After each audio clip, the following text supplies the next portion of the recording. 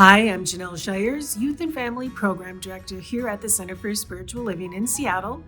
Thank you for joining in on these online videos. They're a way for you to have a way to introduce spirituality, principles, practices, other philosophies into your family's life at your convenience. If you are in the Seattle area and would like to come in, we do have youth program in person at 11 o'clock on Sundays, kindergarten up. So we are using the Golden Thread of Truth curriculum, and this month is the Tales from the Torah, and today is specifically about the Torah, a metaphysical interpretation of it. So the Torah is a foundation for a child's Jewish education, and it's read publicly every year. There is a holiday called Simchat Torah, which is when the cycle of the reading is completed. And they have celebrations, ceremonies, confirmations, and the Torah is carried around by the adults. No one touches it. So the children, they get paper Torahs or tissue paper Torahs or maybe a plush.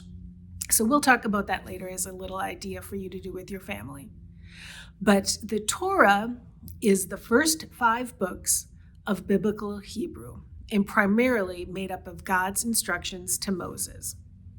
So they coincide with 5 of our Bible chapters.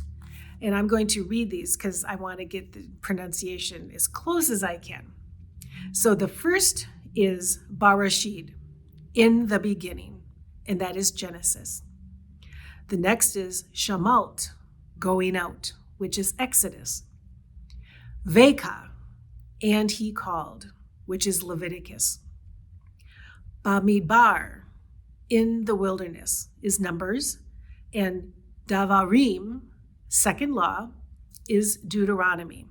So I'm going to read you a little bit from those different chapters to share with the beginning lessons of what the Torah is about. So with Genesis 1, in the beginning was love, and the love was called God. And God showed his love by creating the universe and the planets and the water and the sky, the flowers and the trees, the sun and the fish and the birds and the animals. In Genesis 2, Adam and Eve came from God and our God.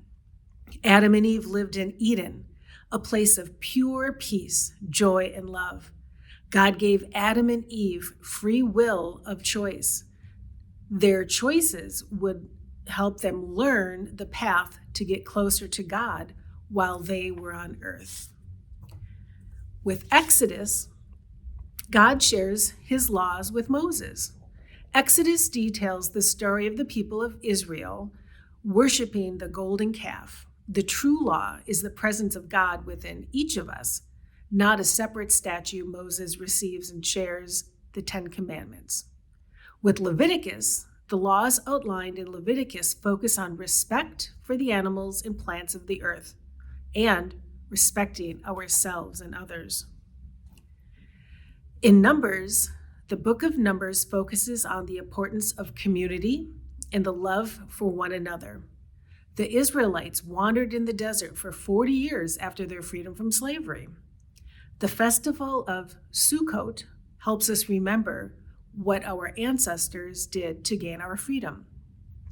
And in Deuteronomy contains the final messages that Moses shared from God.